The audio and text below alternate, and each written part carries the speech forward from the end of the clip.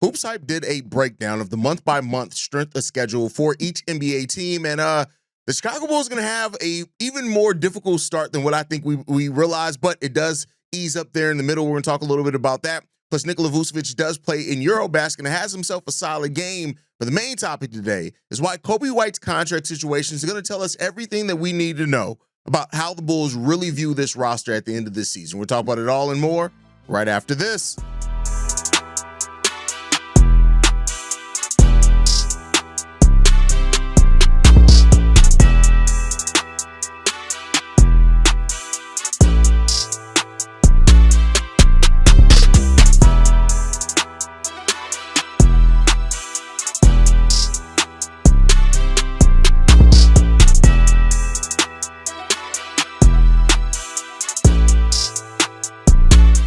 What's going on, Bulls fans? Welcome to another episode of Chicago Bulls Central, your number one spot for everything Chicago Bulls related. I'm the host there, Haize, but more importantly, you guys can follow the channel at Bulls Central Pod on every social media platform we happen to be on. With that said, let's go and get into this content for today, y'all. And we want to start off talking about the Chicago Bulls schedule. Now, we talked about it at the schedule release. We know that the month starts off very difficult for the Chicago Bulls at the start of the season. And when you look at it, the Hoops Hype has had they created a strength of schedule index where they rate each team and their strength of schedule month by month. And the Bulls start off really tough when you look at it. When you look for the month of October, the Bulls have a strength of schedule index of 112.6, which is behind only three other teams in the NBA. They have the fourth most difficult schedule to start off the NBA season. Now, that is at the start. A lot of teams are still figuring out their new the rosters, the new parts, implementing new things, whether they're new coaches, stuff like that. But having a schedule that's that tough to start off the season, it really just highlights how the Bulls cannot afford to get off to a slow start like they did last year. You know, I've said before, if they can come out of that month of October at 500 or hopefully above, it really does set them off pretty well. Now, October is a short month for the Chicago Bulls. I mean, for all teams, but you want to be able to start off your season at a place of strength. And if they can do that, you know, we'll see what happens with that. But it's important that the Bulls get off to a really solid start at the start of the season if they want to be believed as this team that has making a step up from last year. But then you look at the first full month of the schedule. The strength of schedule for the Chicago Bulls in November is 94.5, which is really, really, really easy when you look at it. Their most difficult stretch comes at the beginning of the first week of that month, where they face off against the Knicks, the 76ers, the Bucks, the Cavs, the Spurs, and the Pistons, all in that stretch. And the 76ers, one could say, hey, maybe that's not going to be tough. We don't know exactly what the 76ers are going to look like. But, you know, that's what it comes down to. And then when you look at the final 8 games of that month, they play against the Jazz, the Nuggets, the Blazers, the Heat, the Wizards, the Pelicans, the Hornets, and the Pacers. All of those teams, when you look at it, you'd say the Nuggets are definitely a playoff team in that run as well. The Hornets are always interesting because it depends on how their health is. And I feel like the Hornets usually have a strong start to the season, but we'll see. But other than that, those are really manageable games. The Heat are always a difficult game for the Bulls too, but it gets easier in that stretch. But then when you look at the hardest schedule for the Chicago Bulls, that's the month of March, where they have a 112.7 strength of schedule index, which is really tough for them. 9 of their 15 games are on the road during that. That includes a Western Conference trip against the Suns, the Kings, the Warriors, Lakers, and the Clippers. Those are all going to be very difficult games for the Chicago Bulls. And we also, in that month, we have a stretch where we play off against the Cavs, the Rockets, and the Thunder over a 4-game span. So the month of March is going to be a really difficult month this year for the Bulls. And those people who say the month of March doesn't matter, we'll be interested to see that. But, you know, it's funny that that 2 of the Bulls' most difficult months are at the beginning of the season, that first month where some fans try to tell you that part of the season doesn't matter either. And then the month of March where some people try to tell you that part of the season doesn't matter either. So, you know, we'll see how the Bulls carry on with that. But this is going to be a season where, you know, the Bulls, the travel days, all those type of things are going to be interesting to watch how the Bulls really manage those things. And it's going to be a season, especially that month of March. Like, do the Bulls make a February trade deadline move? I know it's probably not likely, and a lot of people aren't betting on that happening for the Chicago Bulls, but it's going to be a month to definitely watch to see how this is going to come about. And looking at Billy Donovan and this coaching staff and how they really have these guys prepared and ready. I talked a little bit on Locked On Bulls yesterday about the fact of how this team's one of their biggest flaws is defensively. And you look at how you're going to scheme out that defensive problems for the Chicago Bulls, right? You have 2 point of attack defenders that are really solid in Ayo Dosunmu and Isaac Okoro. Outside of that, you're hoping Modest takes a step defensively, of course. You're hoping that maybe Noah Escangay to crack that rotation, which, with Noah not playing over in EuroBasket and, really staying over here, working at the Advocate Center, working with the Bulls trainers, getting himself ready. I said over on Locked On Bulls, I would not be surprised if we see Noah at the beginning at media day, and he actually looks like he's already put on about 3 to 5 pounds of muscle. Because since Summer League, Noah's kind of been tucked away, and he's been tucked away working. And he's been working out, he's been training, he's been getting it together. Now, I'm not here to say that that's automatically going to put him in a place where he's going to be able to deal with the NBA physicality. It's still going to be an adjustment period for him.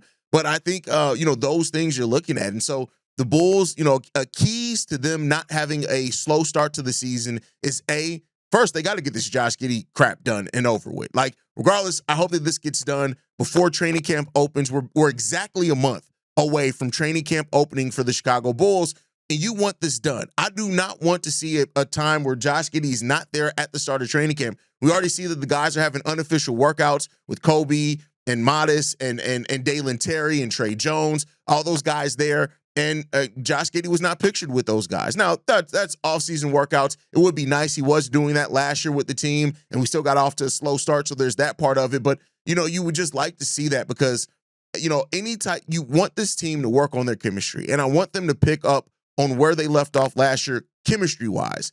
The level of play, all those type of things, the hot shooting from Josh Giddy, that may not maintain, and that's fine. That's unreasonable to expect 40% from three-point shooting to maintain, but at this point, you are messing with the chemistry of your team potentially. And, those one of those things that can go overlooked, but I guarantee you it's one of those things that looking back on the season, if the season does get off to a slow start, that they are talking about that at the end of the season saying, hey, we got off to a slow start. Josh Giddy wasn't at training camp. We had to reincorporate with him. We weren't able to train with him with whatever new systems and new plays that we're trying to implement. You got to get that together. And so I'm not putting that all necessarily on the Chicago Bulls either. I'm just saying that this thing between Josh Giddy and the Chicago Bulls, you got to get this worked out before the start of training camp. You do not want to go into that with this situation is what it is again, right? And Brett Siegel even talked about it, on his recent, updated in regards to offseason and free agency and things like that. And basically, it's just there's nothing really coming again. He did say this: all indications from Chicago this summer are that the Bulls and Josh Giddy will find common ground on a new long-term contract. Yeah, but we've heard that now. We've heard that they will find common ground for 2 months now, and no common ground has been met yet. Now, that doesn't mean that common ground won't necessarily be found, but the fact that Chicago hasn't entertained any type of sign and trade scenario for Josh Giddy, then on top of that, it did say that the Warriors and the Bulls did hold talks near the start of free agency. All right, we're well removed from that. So that doesn't matter at this point anymore. Those talks are cut off. And that the gap is still sitting at that $10 million gap. At some point, somebody got to come off of something if you want to get this deal done. And at this point, I'm blaming both sides, right? And again, I get that the Bulls are trying to play the market. I get that Josh Giddy is looking at his value and what he feels his worth is, and both sides have a opportunity or have reasons why they sit on that. I'm not saying that at all, but at some point, if you want to get business done, you got to do business. Now, recently it was rumored that there was a 3-year deal in the 65 to 70 million range that was talked about. That's if it's 65 to 70, that's a little above the $20 million that the Bulls were expected. And so there you go. I think that you have to go slightly at least above that $20 million stance, but we'll see. We'll see. We shall see what's going to happen here.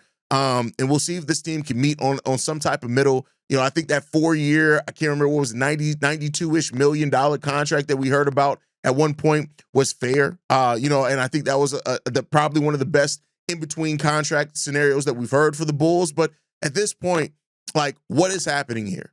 And what does either side really want to get business done, or do they want to, how it's do you want to settle or do you want to win the argument?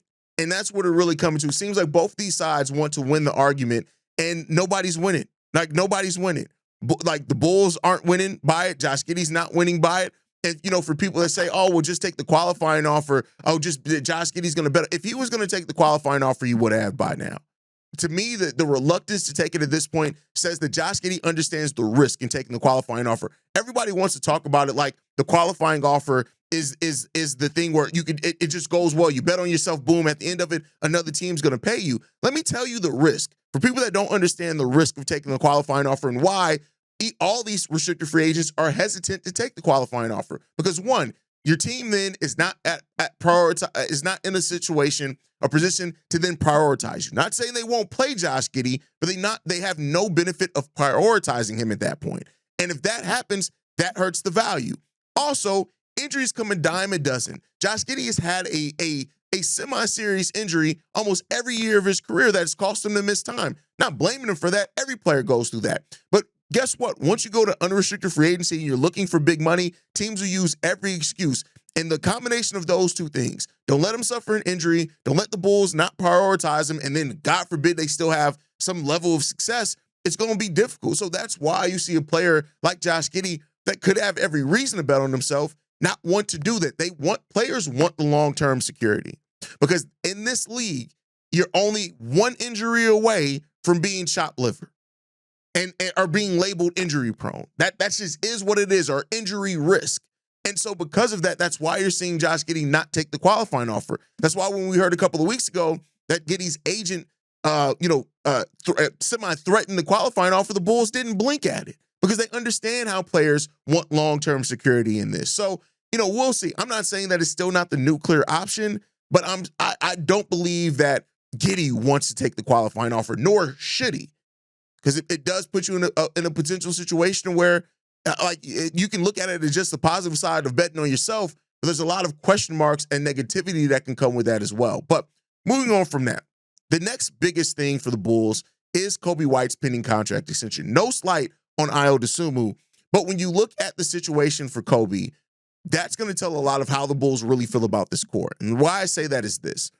Locking in big money for two players. Josh Giddey, we already see what he's going through, and the Bulls cannot afford to play the same game that they're playing with Josh Giddey with Coby White. They just can't, because he is an unrestricted free agent in an offseason where I think as many as 10 teams are going to have max level money. You can't play that with Coby White in that, because some of those teams are going to be bad teams, meaning that they are perfectly fine taking a shot on a player and giving him near max money, even if they're not a star, right? They are willing to do that. And so the Bulls already not having the backing of restricted free agency. That is what is allowing them to play this game with Josh Giddey, is the fact that he is a restricted free agent and the safety that restricted free agency offers the team that holds the rights over said restricted free agent. The Bulls don't have that. And they can only offer him a 4-year, $89 million contract as an extension, and he's unlikely to get that due to wanting over $30 million, going out into the free agent market in a season where a lot of teams have cap space. So the Bulls are going to be forced to do one of two things. It's either going to be they're going to have to pay Coby. That's where we are. They're going to have to pay Coby, or they have to be ready to let him walk for nothing. Those are the two options. And there's a third option during the season in which, if you believe it's going to go that last route where you're going to have to let him walk for nothing, they could trade him at the trade deadline. Those are the three options for Coby White. This whole thing of you're not going to be able to, unless there's something that goes left. Unless Coby has an absolute horrible season, or, knock on wood, some type of major injury happens. But if things go all chalk, those are your three options. You're either going to have to pay him. And this whole thing that some segment of the Bulls fans is like, oh, we just got to let him walk. Well, you're going to see that, and you're going to see how much that actually hurts a team when you let a player with talent walk just because you think that, oh, well, this isn't a player that we should build around. But then you let a player walk with talent, and now you have to work on replacing that talent that you have, regardless of that. That's not, and you'll find very quickly in the NBA that ain't always that easy. But you have to, it's either you pay him, you let him walk, or you trade him at the trade deadline. That's what we're seeing here for the Chicago Bulls. Those are the three options on the table right now, and the most likely scenarios and outcomes for Coby White in the Chicago Bulls uniform. And seeing how the Bulls operate next year, keep in mind, they are one of the teams with the most cap space. I think they have the most cap space in the league going into next year. We will very much see how they really feel about this team, because this is a team that they feel confident about that can at least be a playoff team. If this is a team that they feel is really trending up, then why are you going to let a player go while you feel like you're trending up? And Coby White is arguably your best player. And that's no knock to Josh Giddy. But as far as scoring-wise, those type of things, Coby White is arguably your best player. And, some people will use that and say, well, that is part of the problem here, is that we need a player better than Coby White on the roster. All right, cool. But let me ask you this. How many star-level players have you seen in this league not be able to win because the team can't put the right pieces around them? That is why letting talent walk is dangerous, because you can have, look at how much did Dame accomplish in his career over with Portland? Arguably, Dame is a damn near generational player. How much did he really accomplish in Portland? And that's with having LaMarcus Aldridge there at times, right? Like you have to, when you have talent, you try to keep that. It's not as simple as, let's just send everybody off until we get a star, and then boom, we got a stars off to the races. The Bulls have never been a free agent destination, even when we have had a star. We haven't been a free agent destination. So letting talent walk for nothing is a dangerous position that the Bulls are in. And so the angle that it seems like the Bulls are playing, I can't say for sure. I haven't talked to AK, not today anyway. But the thing that they seem like they are taking with this is that they are going to draft smartly, and they're going to develop, and they're going to hope that one of those guys that they develop is already on the team, or is a guy that they acquire with draft picks, and they end up turning to a star. Or what AK said, having 8 to 10 good players that are really, really good, and then hopefully that you find the right mix of really good players that you could become a threat. And right now we don't see that. It doesn't look like that, right? So that's where you stand. But this upcoming Coby White season is hugely important. And for what it's worth, Coby got to have a big year too. Coby has to live up to the moniker of being now the team's #1 scorer. He has to live up to that. And that's where he's going to be at coming into this year. He's going to be a player that is looked at as being the guy that can score. And, me and Pat, we've been doing a series over on Locked On Bulls in which we've talked about how, we pick one stat from a player and go over under that stat. And for Coby White, we did 20 points per game, right? And his points per game total last year, and said that he's go over or under that. And I do think Coby's going to have to go over that this season. You're the #1 guy from the start of the season. That's it. You're the #1 scorer. Josh Giddey's the #1 playmaker. Now, both of you guys are going to have some playmaking opportunities, and Josh Giddey's still going to have scoring opportunities, but that's going to be your role here now. And when you look at how Coby White and how he exploded there at the end of the season, 27.7 points per game, 4.7 rebounds, 3.7 assists, on 49% shooting from the field, and almost 38% shooting from long range. That was in March. That was through 15 games. I'm not saying that he needs to complete that and do that, but we shall see what Coby White, how close he can get to being that guy for the entirety of a year, because now it's going to be on you. Now you're going to have the opportunity to do that. Those opportunities and those chances are going to be there for you. Do you grab the bull, no pun intended, by the horns and show what you can be? If Coby White's coming into the season, I've talked about this before. If he can get to 25 points per game, he'd be one of, I think 10 players did that last year that scored over 25 points per game. At that point, you make yourself not only just a good scorer, but you put yourself in the echelon of one of the best scorers in the game of basketball. And can he do that? That's what's ahead of him now, and that's what one of the questions that we have for Coby White coming into the season. We'll see. I hope that Coby White has the best season of his career. The best season of his career. At his age, 26 season? I think he turns 26 during this season. To have the best season of his career. Eliminate those doubts. But it's going to tell us a lot about how confident this team is and where this team is really going based off how they deal with Coby White in free agency. And we'll see what happens there. Last stop before we get out of here today, Nikola Vucevic is playing over in EuroBasket, the only Bull over in EuroBasket this year. And he had himself a game as Montenegro took on Germany yesterday. They did end up losing by 30 points, but Nikola Vucevic scored 10 points in the first 10 minutes. He ended up finishing with 23 points, 10 rebounds, 5 assists. Vuce, at this level of basketball, is one of the best. And this is probably his last season playing internationally for his team. I think he's kind of alluded to that. We'll see. He may do another season, but it could be that for Nikola Vucevic. Now, what does that mean for the Bulls season? I wish I could tell you that it means more than what it does, but in the grand scheme of things, it means nothing. Vooch has played great overseas before and come over and had, the same, similar seasons. And I think that the European style of basketball, there's still enough of a gap between the European style and the NBA style to where it's not one for one. But for what it's worth, go and watch it. EuroBasket is really fun, man. And for people that love the game of basketball and that could watch basketball, and it's not just about the names or always the flashy things, stuff like that. It's about the X's and O's, the execution, the game itself.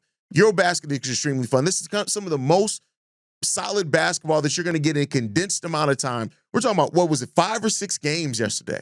You're getting that every single day with EuroBasket, and they're really good. And some of the international players there, for example, if you would have watched the qualifiers, you would have seen Noah Essengay play, right, last year. So those are things that you have to look at for in those opportunities. And as somebody who loves basketball and loves watching the game of basketball at every chance that I get, EuroBasket is really fun. But shout out to Nikola Vucevic for having a strong game high 23 points. He went out there and did his thing. And I guess we'll see what the future holds for Nikola Vucevic, man. But I hope Vuce can have a big season here with the Bulls. The Bulls still need to start looking at their center of the future, and we'll see what we can get with that. But that's my time for today, guys. Make sure you guys are following us at Bulls Central Pod. You can send us any feedback, questions, comments, concerns, bullscentralpod@gmail.com. And lastly, if you want to leave a text message and our voicemail for the mailbag, the number to do so, 773-270-2799. We are the #1 spot for everything Chicago Bulls related. And catch you guys on the next one. Like I like to end every episode on, go Bulls. Love you guys. See you right if you can, y'all. Peace. This has been a presentation of the Break Media.